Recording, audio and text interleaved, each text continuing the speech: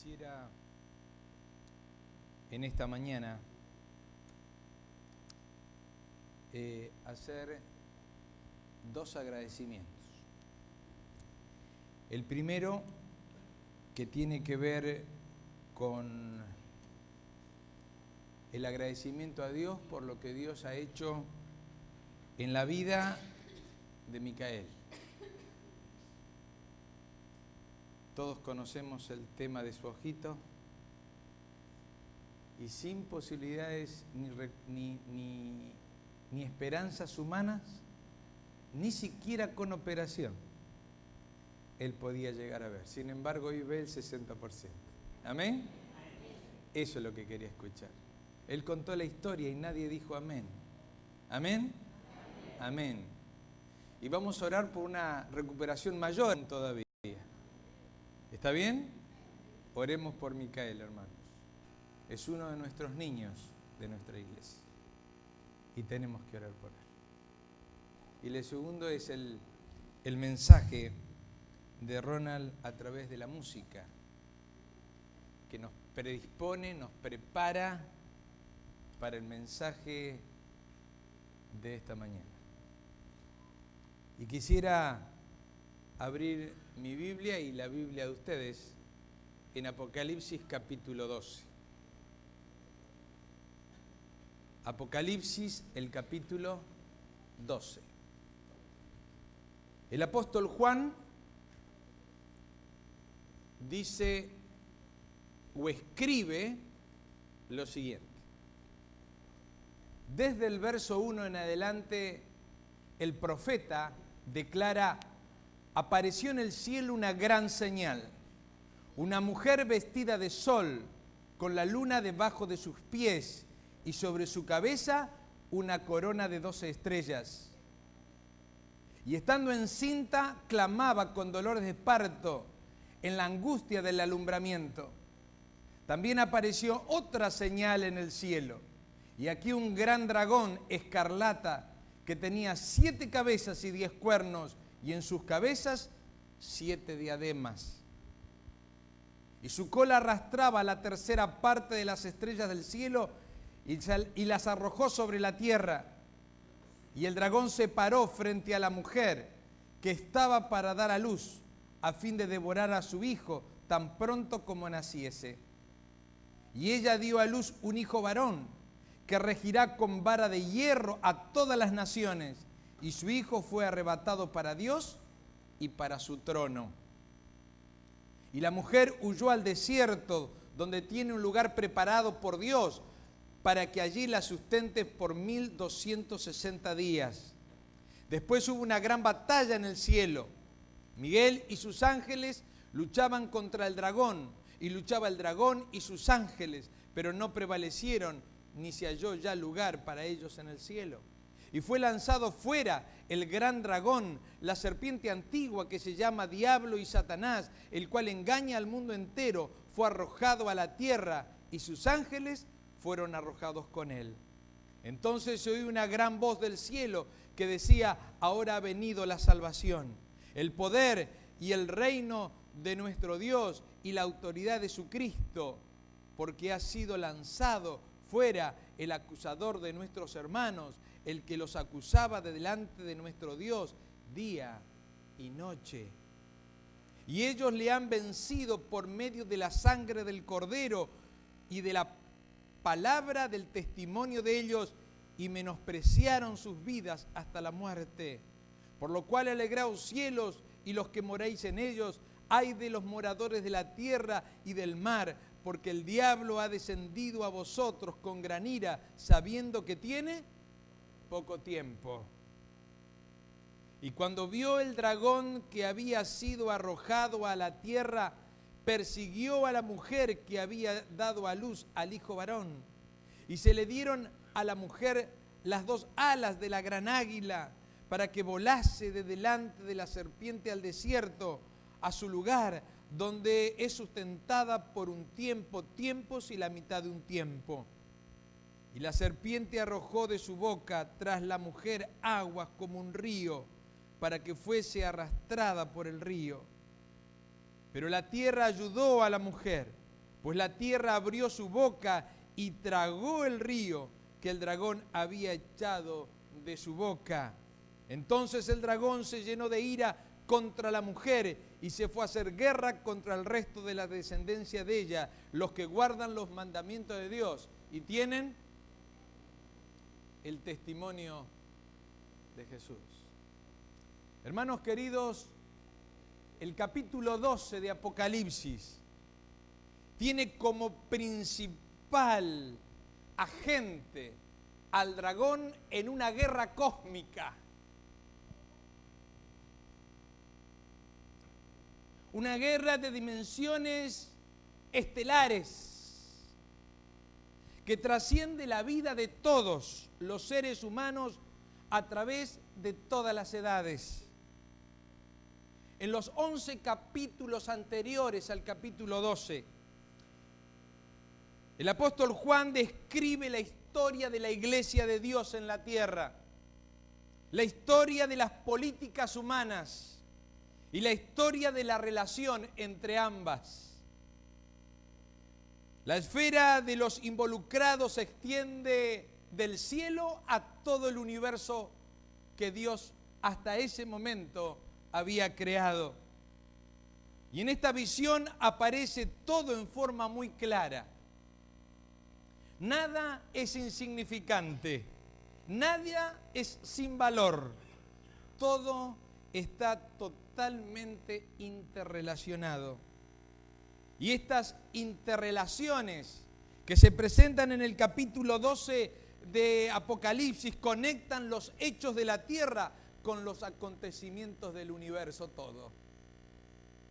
Como si fuera un cuadro en escenas que avanza y avanza para hacer llegar su guerra hasta el último lugar del universo donde existiera un ser para involucrarlo.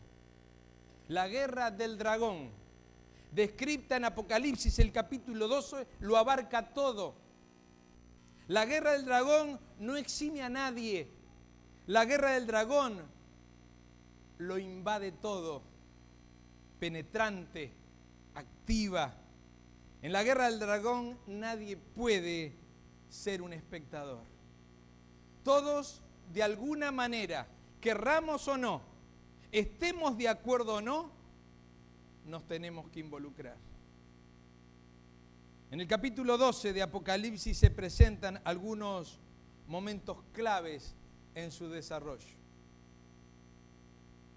El primer cuadro que se nos presenta en el capítulo 12 enfoca la guerra del dragón en el nacimiento de Cristo.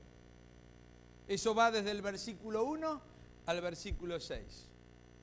En el segundo cuadro enfoca la guerra del dragón en el cielo, cuando comenzó y la extiende hasta el punto en que lo dejó el primer cuadro, los 1260 días o años del versículo 7 al versículo 16. El tercer cuadro enfoca la guerra del dragón en su acción final, en su acción escatológica, en la parte última de la historia que te involucra a ti y me involucra a mí. Este tercer cuadro de la guerra es el presente del Apocalipsis. En realidad nosotros estamos viviendo en este cuadro, el cuadro del remanente, el cuadro de la última iglesia, el cuadro de los hijos de Dios antes de la segunda venida de Cristo y mucho más, antes del fin del tiempo de gracia. Los capítulos 13 al 22, dijimos que los primeros 11 tenían que ver con la historia de la iglesia y las políticas y la relación entre ambas. El capítulo 12 es el presente y del capítulo 13 al 22 del Apocalipsis tiene que ver con que los hechos que se presentan son los hechos finales, los hechos escatológicos, donde la iglesia tendrá que vivir los últimos tiempos. En este contexto cósmico del cual estoy hablando, la batalla peleada por el dragón contra Cristo desde su nacimiento a su ascensión es la más decisiva de todas las batallas dentro de esta gran guerra, que es la que determina el desenlace final de toda la guerra hasta su culminación final. Los símbolos de esta parte de la visión son majestuosos, son dramáticos, son espectaculares. Se inicia con la figura de una mujer encinta, embarazada, lista para dar a luz a su hijo varón. Es una señal que aparece en el cielo, una marca de identidad, un signo de autoridad, una descripción del propio ser que la representa. Y la mujer representa la iglesia verdadera de Dios a través de todos los tiempos. En contraste con la otra mujer que aparece en el Apocalipsis, que es una mujer ramera o prostituta o infiel al Señor. Una iglesia apóstata. El contraste entre las dos mujeres, los dos tipos, involucra a ambos grupos. La mujer, la que nos lleva a hablar aquí en el Apocalipsis capítulo 12, desde el primer versículo, es la mujer vestida de sol, símbolo de la gloria y el carácter de Dios. Y tenía la luna debajo de sus pies. Y así como la luna refleja la luz del sol, hubo una luz menor antes del nacimiento de Cristo en el pasado, que reflejaba este nacimiento y que lo alumbraba para que los hombres contemplaran en él el verdadero día del nacimiento del Mesías. Y aunque no forma parte de la vestimenta de la iglesia, tuvo una importancia muy grande para recibir anticipadamente la luz mayor, la realidad y el propósito que era en Cristo. La ley ceremonial, los símbolos del santuario, las grandezas del culto de Israel, la luz menor que alumbraba a Cristo como nuestro Salvador, que vendría porque había amado tanto al mundo que entregó a su Hijo para morir en la cruz del Calvario. Estos hechos eran ya alumbrados por la luz menor de los profetas del Antiguo Testamento. Todo era un modo de anunciar a Cristo y su victoria en esta guerra cósmica del dragón contra Cristo. El hecho de que estos símbolos todavía estén acompañando a la iglesia indica su utilidad para hacernos comprender la obra redentora y el ministerio sacerdotal de Cristo en el santuario. La mujer tiene sobre su cabeza una corona con 12 estrellas. Había dos tipos de corona cuando Juan escribe esto en el Apocalipsis. Un tipo de coronas eran las diademas, que generalmente eran coronas de metal engarzadas, con piedras preciosas engarzadas, casi siempre en forma muy ostentosa, representaban al poder político gobernante de ese momento. Otro tipo de coronas de coronas eran las guirnaldas. Generalmente eran coronas hechas de elementos naturales, podían ser de olivos o de flores. Y en realidad este tipo de guirnaldas, que la palabra es estefanos, para los que les gustan algunos de estos detalles, representaba a una corona que, si bien era real porque se la entregaba al que ganaba, era una corona de victoria, pero sobre todo una corona de alegría. Era una corona de dignidad, era una corona de sacrificio, era una corona de paciencia. Y un modo de ser en contraste con el modo de ser, de mandar, ordenar con autoridad que tenían los gobernantes. Los reyes ordenaban, exigían y obligaban. La iglesia persuadía con el ejemplo y con su esfuerzo, con la persistente piedad y el atractivo irresistible del testimonio personal. En esa corona de victorias, cual guirnaldas, las estrellas de los 12 apóstoles, engarzadas en esa corona natural hecha con alguna planta X que se utilizaba, brillaban con su ejemplo y su atracción verdadera de la identidad de Jesús, como sus seguidores, como la persona más importante en sus vidas. Esta mujer, que tenía una corona de 12 estrellas y que estaba puesto sus pies sobre la luz menor de los profetas del Antiguo Testamento, era una mujer que estaba encinta, que estaba embarazada. La iglesia se alistaba para dar a luz en su esperanza a su propio Mesías, al Jo Christos, al Cristo de todos los tiempos, al Mesías con mayúscula, a nuestro Redentor.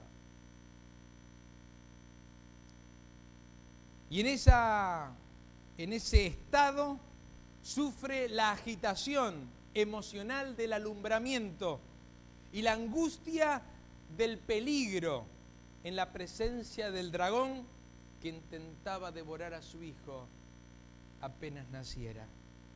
El enemigo de esta iglesia naciente, de esta mujer, era un dragón escarlata, una serpiente antigua que se llama Diablo y Satanás, pintado con la mancha de sus persecuciones, teñido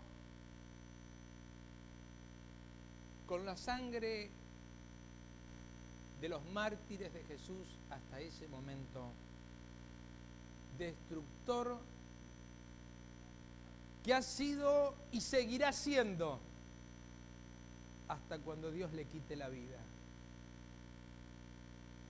Por medio de ese poder que le era afín, que había creado para tal fin, estoy hablando del poder de Roma, de la Roma pagana, en tiempos del nacimiento del Mesías.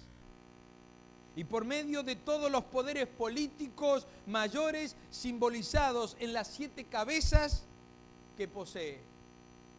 Y por medio de los poderes políticos menores representados por los cuernos. Siempre ha intentado subyugar bajo su mando los poderes del Estado y de los gobiernos reinantes. No siempre lo ha logrado, pero su éxito ha causado un engaño y un mal terrible a los hijos de Dios y al mundo todo. El poder de la Roma pagana lo sirvió con eficiencia, con prontitud, con rapidez. Siempre presta y siempre lista para sacar del medio al remanente de Dios que quería ser fiel. Al mencionar su poder de convocar poderes de la tierra a su servicio, incluye también a los poderes celestiales. En esa referencia rápida y fugaz que expandirá más tarde la visión desde el versículo 7 al 9, donde dice que con su cola arrastró la tercera parte de los ángeles del cielo. Ya tenía a su merced los poderes de la tierra, ahora tenía a su merced los poderes del cielo para destruir a los verdaderos hijos de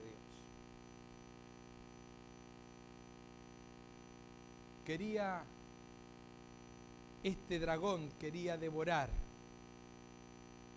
al Mesías en cuanto naciera, consumirlo completamente, hacerlo desaparecer de la existencia, borrarlo de la eternidad, porque era el Hijo eterno de Dios. Se engañó al pensar que todo lo que nace tiene que morir y que tiene un fin, y lo esperó alerta y preparado. Y con el poder de su propia fuerza, y con la furia de sus ángeles rebeldes, y con el hierro de la Roma despiadada, era su triunfo, pero nada. No pudo en el pesebre, aunque ayudara el gran Herodes y sus hombres. No pudo en el desierto, cuando el hambre era su instrumento. No pudo en el Calvario, cuando las fuerzas todas se juntaron y el hombre de la calle, su víctima, siempre ayudara. No pudo y fue vencido. Solo un poder, el poder del Dios omnipotente, lo arrebató de entre sus manos, ascendiendo a los cielos, y lo llevó para sí mismo y para su trono. Pero el dragón, furioso como estaba, buscó a la iglesia para destruirla.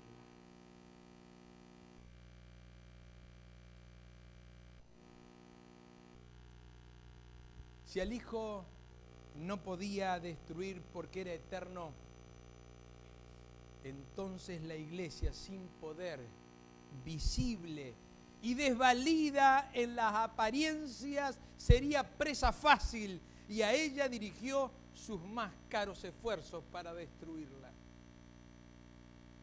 Pero la iglesia tenía un poder muy paradójico, el más simple, el menos fuerte, el más oculto, el poder huir ante el peligro. Y huyó la iglesia hacia el desierto, donde Dios le había preparado un lugar, dice la Escritura. Y su lugar no era un espacio geográfico, era una forma de presencia discreta, sencilla, modesta, sin ostentación, muy propia de la iglesia, en armonía con la misma voluntad de Dios que la hizo humilde. Y allí la sustentó el Señor por 1260 días o 1260 años. En este momento, la visión vuelve al punto pendiente de lo dicho anteriormente para explicarlo.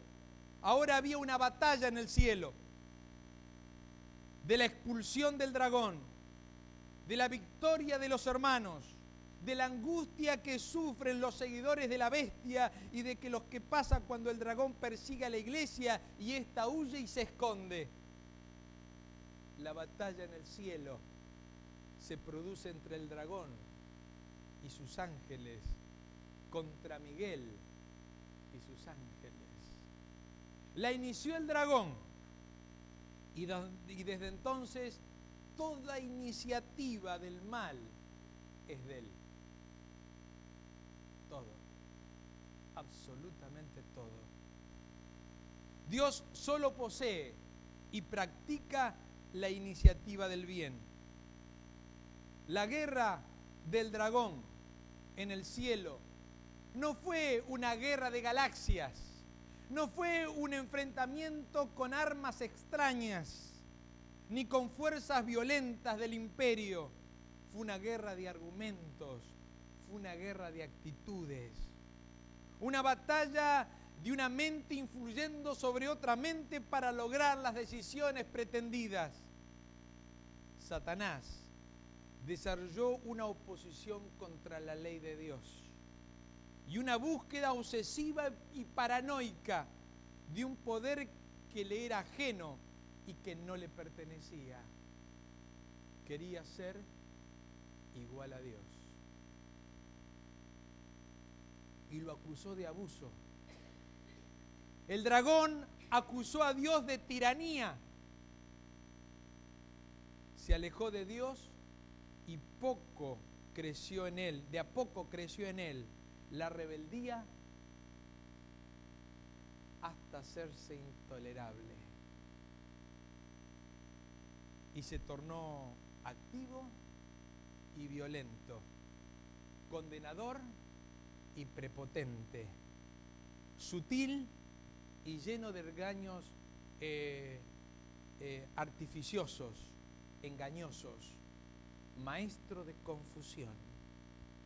Era una nueva manera de sentir en todo el universo, el sentimiento contradictorio, triste y solitario del mal, el sentimiento amargo, destemplado y solo de la culpa, el torbellino angustiado y desastroso de la alocada venganza sin sentido, de las maquinaciones mentales, de lo perverso, es una forma destructora de sí mismo.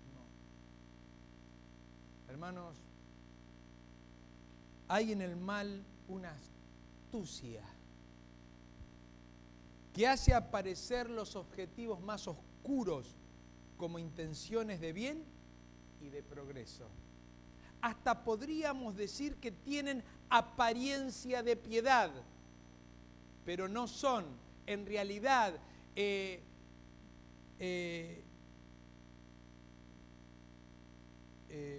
no son en realidad hechos que Dios mismo planteara.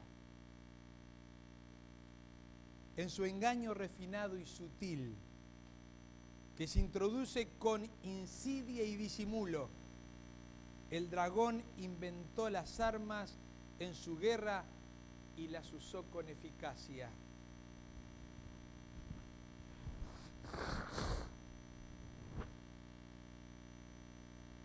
Pero dice la Escritura que no venció. De la derrota del cielo, la visión nos traslada a la derrota del nacimiento, la derrota del dragón en el nacimiento del Mesías. Y luego de la derrota a la derrota en el desierto, para terminar con la derrota en la cruz del Calvario.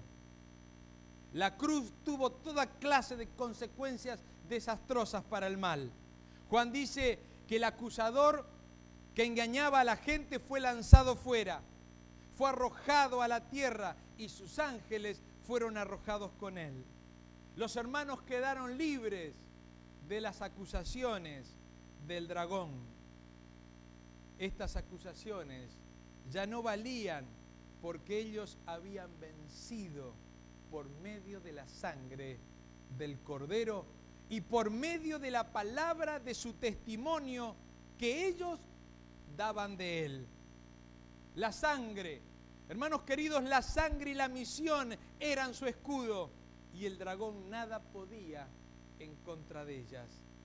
Pero así como los hermanos que en los sellos llamó santos y que luego en lo sucesivo en el Apocalipsis se refiere al remanente, los moradores de la tierra, estos moradores de la tierra, que no son el remanente, sino los que siguen al dragón, a la bestia y al falso profeta, sufren su desbocada ira contra los hijos de Dios. Ahora la visión vuelve a la persecución del dragón sobre la iglesia. Para concluir esta sección en el mismo punto donde dejó la anterior y avanzar hacia el remanente, que es el punto central donde nos toca a nosotros entrar en acción. Esta vez se agregan algunos detalles importantes. Primero, entre ellos se aplica la desesperada motivación del dragón. Su acción ha quedado limitada, restringida solo a la tierra. Desde la cruz, sus viajes al cielo fueron cortados. Ya no podría entrar a ver al Altísimo. Desde la cruz, Satanás solo se quedó en la tierra. La mujer recibió 2 alas de águila para volar al desierto, a un lugar donde Dios había preparado. Estas alas simbolizan la rapidez con que la iglesia se escondió, se ocultó en su humildad, haciéndose inadvertidamente casi invisible. Esta rapidez no es un producto de su propia acción inteligente, porque la iniciativa vino de Dios, porque Dios siempre hace las cosas con sus hijos.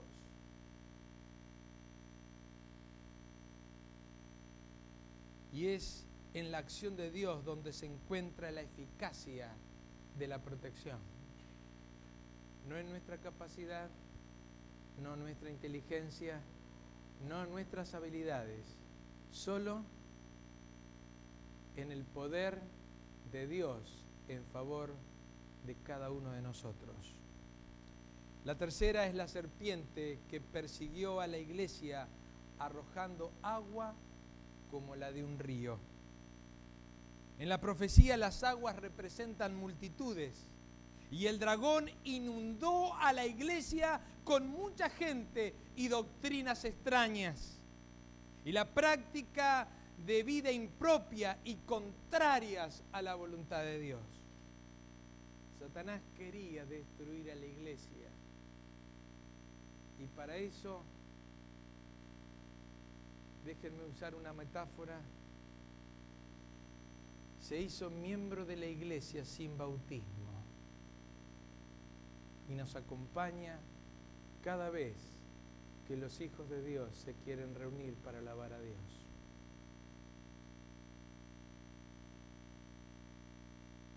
Quería de este modo arrastrar a la iglesia, distraer a los menos fervorosos, tratar de engañar a los desprevenidos.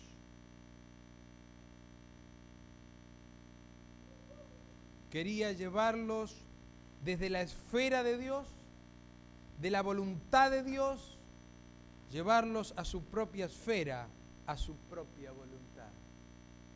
Esto fue lo que ocurrió después de la era apostólica, cuando las conversiones masivas de paganos llenaron a la iglesia con personas que no estaban instruidas y capacitadas para entrar a la iglesia. Junto con ellos entraron ideas, modos, formas, actitudes de vida que tiñeron a la iglesia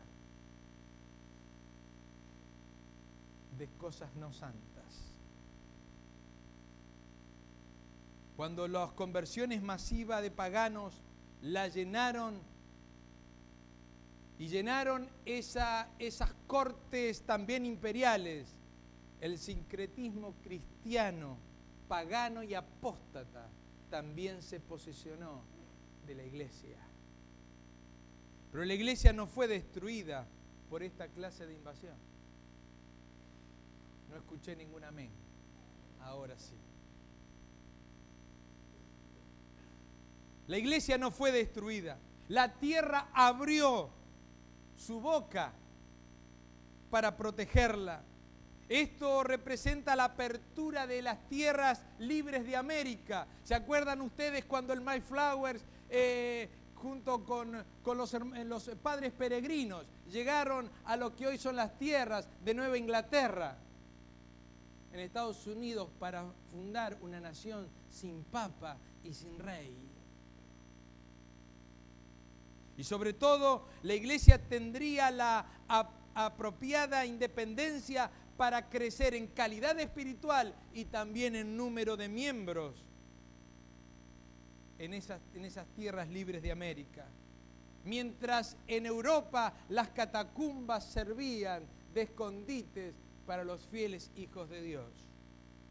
El tiempo que abarca esta sección va desde la entrada del mal en el cielo hasta el fin de los 1260 días, o sea, el año 1798.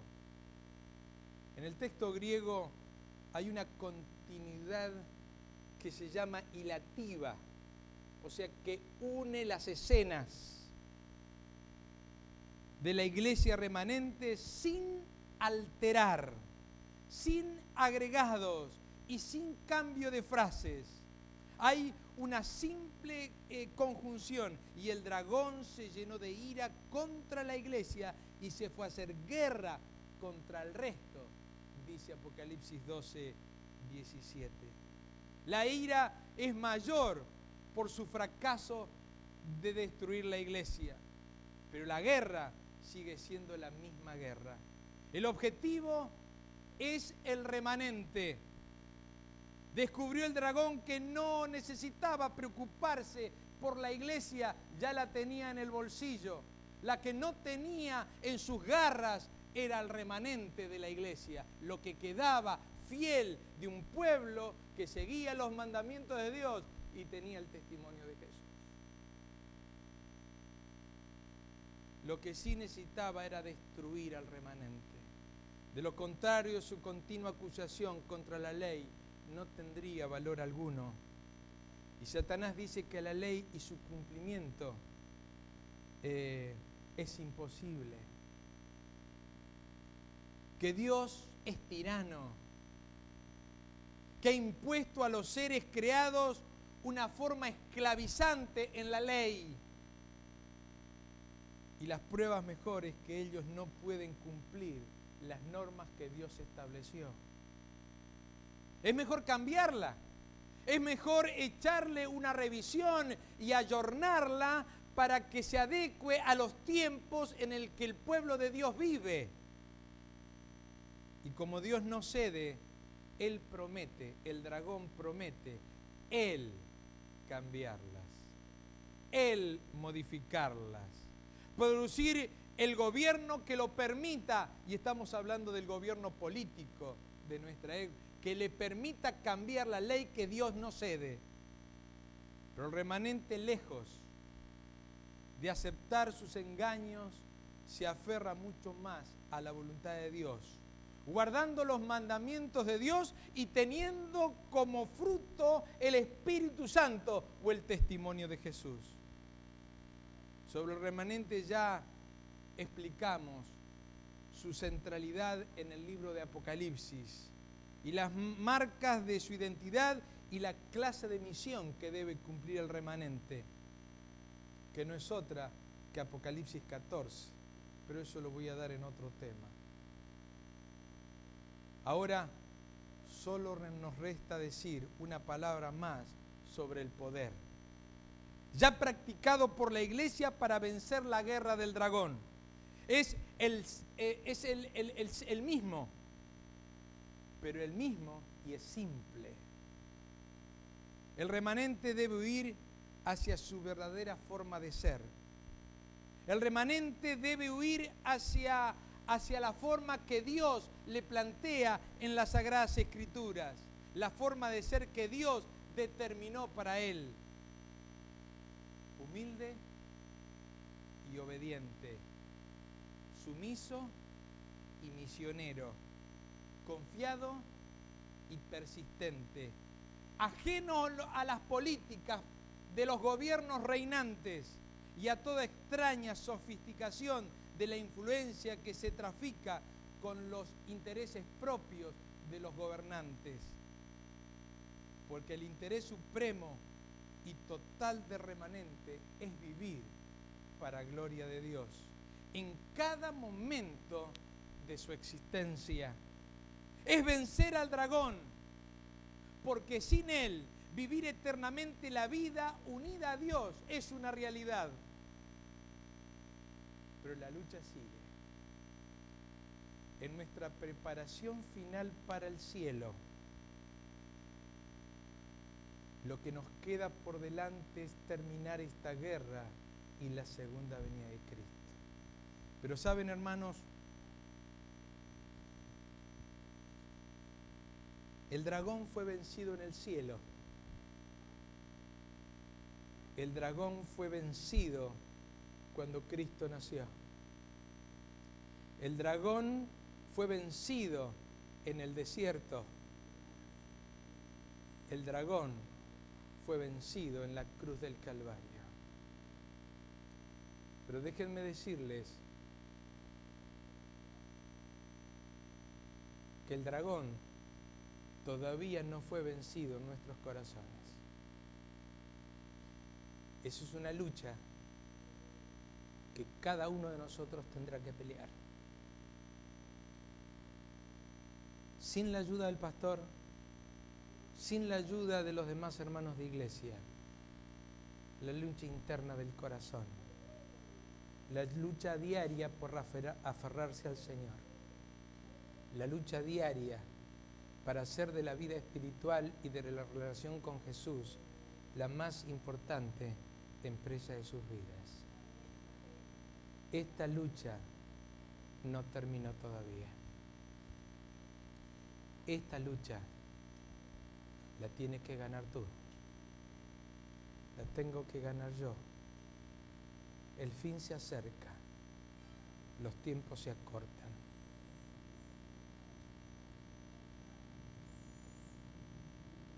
El Señor viene pronto.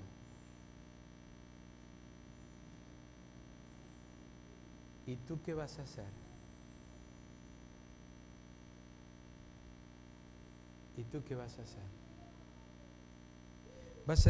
¿Vas a darle entrada a Jesús en tu corazón? ¿Vas a dejar que el orgullo te venza o por el contrario vas a hacer de Jesús el centro de tu vida y con Él cambien todos tus pensamientos, tus sentimientos, tus propensiones, tus inclinaciones? ¿Vas a seguir deambulando por la vida, viniendo de vez en cuando a la iglesia? ¿O vas a comprometerte con la iglesia de Dios, con el remanente de Dios, hasta su triunfo final en tu corazón? Yo quisiera, en esta mañana, llamarlos al corazón y decirle que no hay más tiempo. El dragón está como león rugiente tratando a quien devorar, pero está tratando de devorar al remanente, no a los que están fuera de la iglesia en este momento. A esos ya los tiene, pero tú estás adentro. Tú viniste hoy a alabar al Señor. Y Él lo que no quiere es tu adoración a ese Dios. Lo que Él quiere es la adoración a Él, al dragón.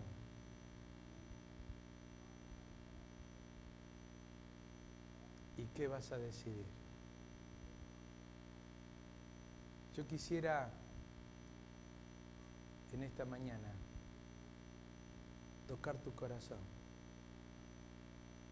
Si tú eres miembro de la iglesia, yo te voy a pedir que tomes una decisión de reconsagrarte al Señor.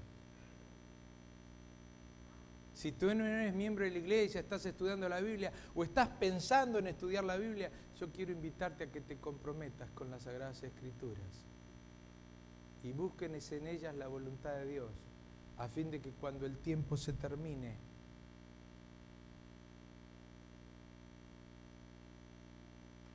la salvación del remanente y tu vida estén en el mismo lugar.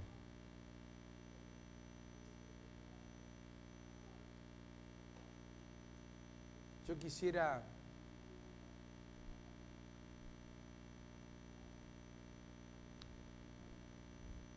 yo esto no lo planifiqué.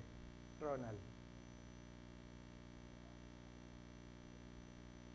tocame el Padre Nuestro otra vez. Disculpen, esto no estaba preparado. Pero siento en mi corazón que si mientras Ronald toca lo que acaba de tocar, que tanto sensibilizó mi corazón, ¿por qué no puede sensibilizar para tomar decisiones donde la música pueda ayudarnos a tomar decisiones de vida eterna?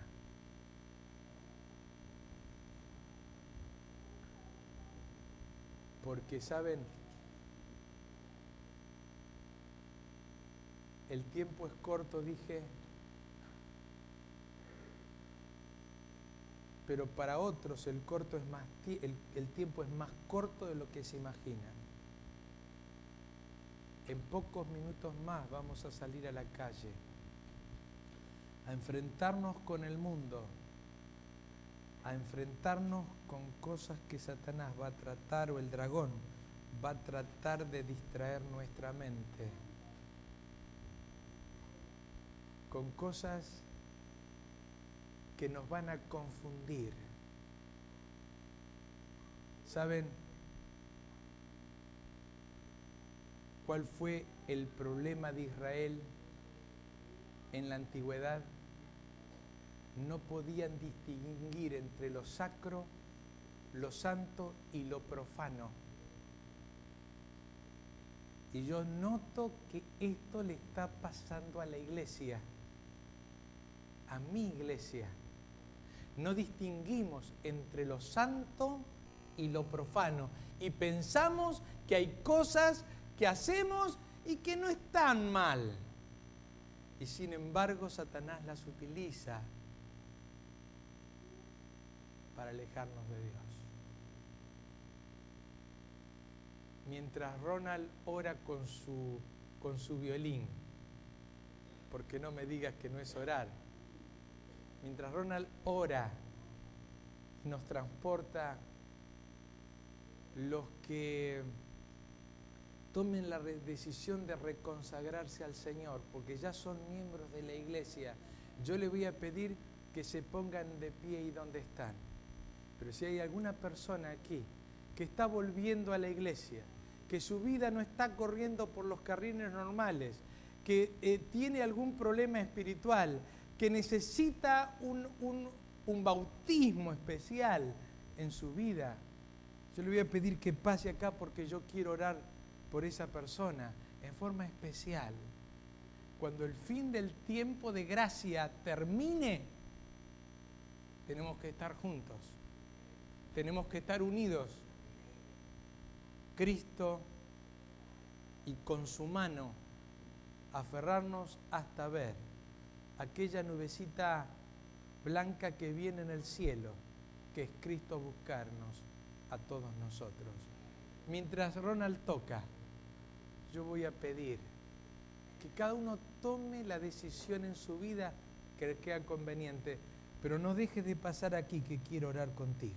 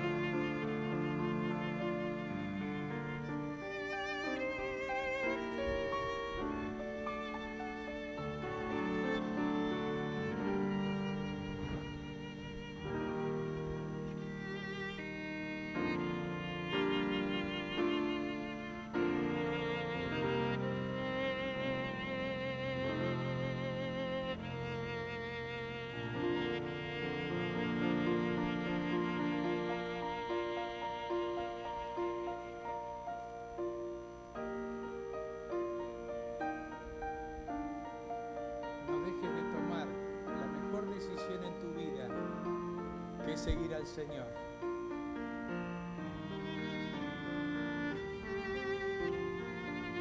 Dios te quiere.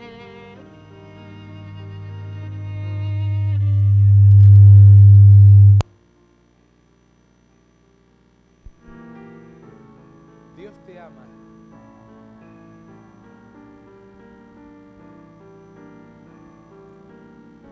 Dios no envió a Jesús a derramar su sangre solo para que vivamos momentos emotivos, sino para que nuestra decisión sea de vida eterna, para siempre, para la eternidad, porque de Él es el poder y la gloria para disfrutarlo por la eternidad. ¿Hay aquí alguno más? No dejes de pasar, no dejes de levantarte y ponerte de pie. Son horas decisivas en la historia de tu vida y de la salvación.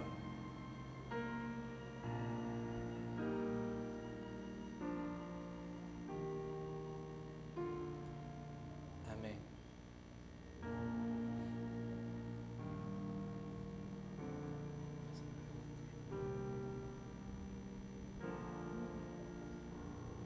¿Habría alguna persona más antes de orar?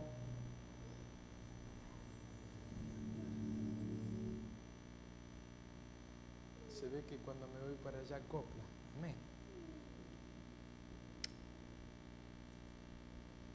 ¿Algún niño más? ¿Algún jovencito? ¿Algún adulto que quiera sellar su vida con el Señor todavía? Todavía hay tiempo. La puerta de la gracia no se cerró. Todavía Dios está rogando por nosotros. Amén. Acá vienen. Rosana, acompáñamelas. Ahí está.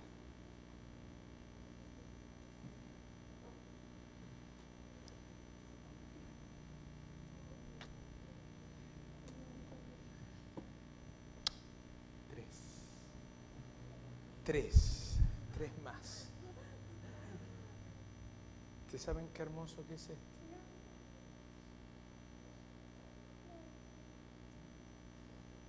Por son 3 menos para el dragón. ¿Se entiende lo que estoy diciendo? ¿Vamos a orar? Vamos a orar. Ustedes pueden permanecer. Todos vamos a permanecer parados, ¿está bien? Vamos a orar a Dios para que el Señor pueda llenarnos de su gracia. Pero si mientras oro sientes en tu corazón que por temor, nerviosismo o alguna cosa no has pasado y sientes que Dios te está llamando mientras yo oro, no dejes de pasar. No importa si estoy orando. La oración también es para estar activo, más tomando una decisión por Jesús. Oremos. Nuestro Dios y nuestro Padre que estás en los cielos, cuánta gratitud siento en mi corazón por tu amor. Porque Satanás es un enemigo vencido, ha perdido tantas batallas en tus manos que quisiéramos pierda la última en nuestro corazón. Pero necesitamos pelear contigo. Necesitamos que tú pelees en nuestro lugar. Necesitamos, Señor, que tú puedas ser real en cada momento, cada minuto de nuestra vida. Por eso en esta mañana nos reconsagramos a ti y te entregamos nuestro corazón y nuestra vida toda. Pero también queremos, al ponernos en tus manos, pedir que cambies en nuestra vida todo lo que haya que cambiar. Pensamientos, actitudes, sentimientos. Señor, cambia nuestra vida y haz de nuestra vida un altar de sacrificio en bien de los que no te conocen. Pero queremos en esta hora rogar por los que pasaron aquí a la plataforma, aquellos que no tuvieron miedo, aquellos que decidieron en algún momento de su vida estudiar la Biblia y sellarla a través del bautismo. Y quiero pedirte que los bendigas, le des tu Santo Espíritu a que Él vaya trabajando en su corazón y los llene del conocimiento precioso de tu verdad. Si en esta mañana hay aquí todavía en la nave de la iglesia alguna persona indecisa o con temor, te pido que lo abraces. Te pido, Señor, que tú lo bendigas en forma abundante y le des por tu gracia también la oportunidad de la decisión eterna. Y solo esto, y solo por los méritos de Jesús, es que lo pedimos y lo agradecemos. Amén.